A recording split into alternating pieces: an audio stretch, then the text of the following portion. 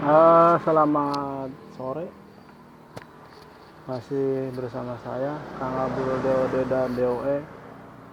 Di kesempatan kali ini saya mau membuat atau sedang membuat mesin tetas media penetasan yang hanya terbuat dari sebuah peti pengemasan, atau bisa dikatakan ini styrofoam atau terbuat dari gabus ya. Nah, di sini sudah saya desain sedemikian rupa yang biasanya terbuka dari atas. Lalu saya untuk kepentingan aktivitas saya sobek di pinggirnya untuk media pintu. Kenapa saya menggunakan media kemasan ini? Karena menurut saya ini cukup stabil dari suhu ya. Dari suhunya, kalau dia simpan untuk panas, dia akan stabil panas dan akan lama dan tidak banyak membutuhkan bantuan ya. Dan kalau kita masukkan media dingin, otomatis dia juga akan tersimpan lama, media atau media tersebut akan dingin terus. Dan dengan harapan diantaranya kita akan mengirit media panas atau mengirit penghantar panas itu yang selalu tersimpan di dalam ruangan. Nah, di sini saya sudah mendesain sedemikian rupa, membuatkan rak ini terbuat dari jaring, bisa juga terbuat dari ram kawat, langsung dihamparkan. Kalau saya hanya menggunakan staples, di staples langsung. Kalau ram kawat nggak bisa, harus dikasih jepitan atau didesain lah sedemikian rupa. Mungkin kalian juga paham cara mendesainnya.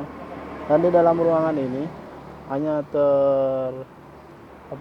tersedia satu ruangan, mungkin lebar kali panjangnya, lebarnya 60, panjangnya lebarnya 40, lebar panjang 60, jadi 40-50 gitu aja, ribet amat ya. Dan di sini saya sudah pasangkan satu buah bohlam, hanya satu buah bohlam. Kalau menurut saya, walaupun satu buah bohlam ini saya bisa mendapatkan suhu dapat 37 bahkan sampai 38. Karena kalau menurut saya ya, dari jarak juga sudah pengaruh ya, dari luasan lebar ini juga sudah pengaruh. Dan nanti saya akan jelaskan tentang cara setting, kenapa saya menyetingnya dengan menggunakan satu buah ini detektor temperatur kontrol yang digital. Ini digital. Dan kenapa juga saya menggunakan yang manual. Ini termostat manual. Nah, fungsinya di sini adalah karena saya sering dapat keluhan dari teman-teman yang pemula, media ruangan itu ada kalanya sering bertegangan panas tinggi. Nah, dikarenakan saya tanya kenapa ya, karena detektor ini sering abai lah ya, sering terlupakan.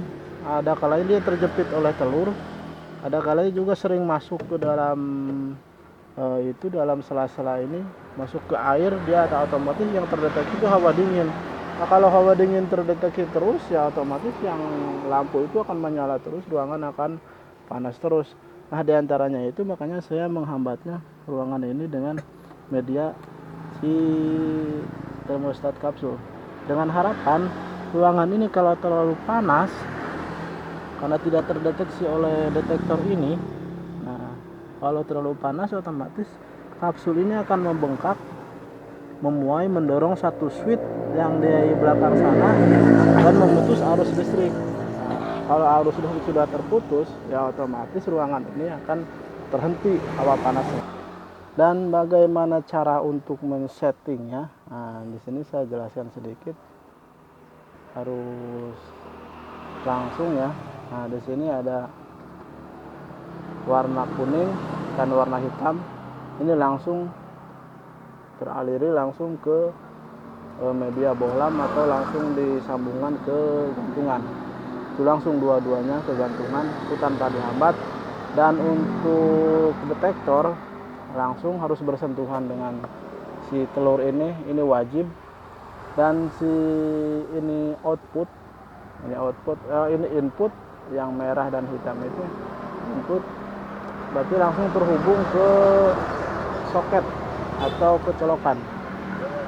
Nah sebelumnya karena ini untuk dihambat, untuk ada penghambatan ke media termostat, kita yang itu yang merah, yang merah ini kita hambat, kita putus, kita cegat melalui kabel, satu buah kabel di sini masuk, nah gitu kan.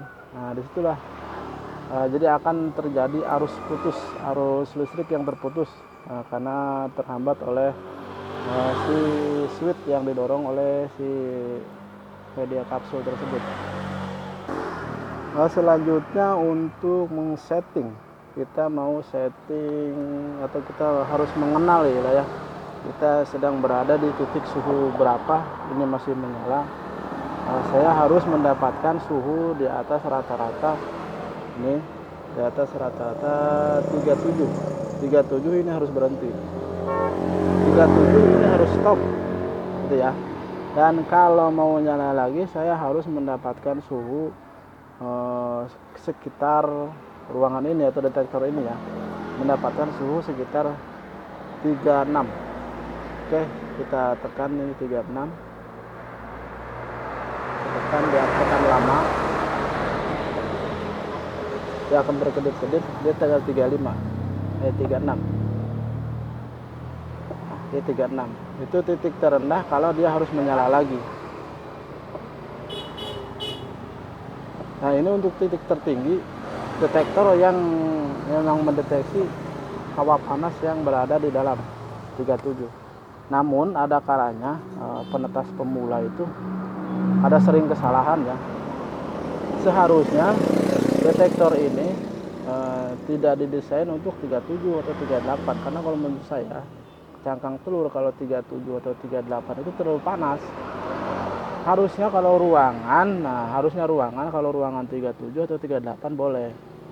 Ya itu juga dari segi pengalaman saya kan, dari suhu yang kita dapatkan yang saya harapkan segitu dan kita stabilkan segitu ya biasanya dapat itu.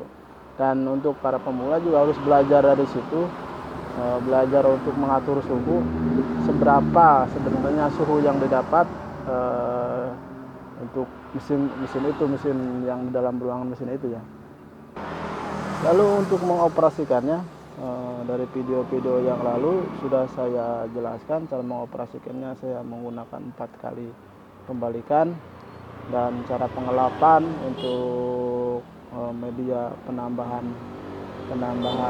kelembaban dan menambahkan sebuah media atau apa ya namanya, ada kalanya kita membuka pintu untuk di atas rata-rata umur 25, 26, bahkan di 23 hari itu saya sudah membuka pintu untuk memberikan ruang, dan saya membuka ventilasi yang berada di pinggir sini karena untuk memberikan ruang agar si unggas yang berada di dalam itu dapat bernapas, karena kan yang kita tetaskan itu berupa hewan unggas yang bernapas ya. Jangan sampai kita mendoktrin ya seakan-akan dia itu media mati. Tidak, walaupun dia unggas masih kecil, masih dalam telur, tetap dia bernapas. Oke, mungkin itu saja ya penjelasan sedikit tentang mesin ini. Dan kalian yang mau mengikuti video ini atau yang video-video lainnya, silahkan subscribe. Saya akan selalu berbagi akan selalu sharing mengenai tentang unggas dan perangkat-perangkat lainnya, diantaranya mesin penetas dan media pakan. Karena saya juga punya BSF yang dikolaborasikan, pakan tambahan BSF dan pakan alami, pakan ajola. Oke, itu saja. Assalamualaikum warahmatullahi wabarakatuh.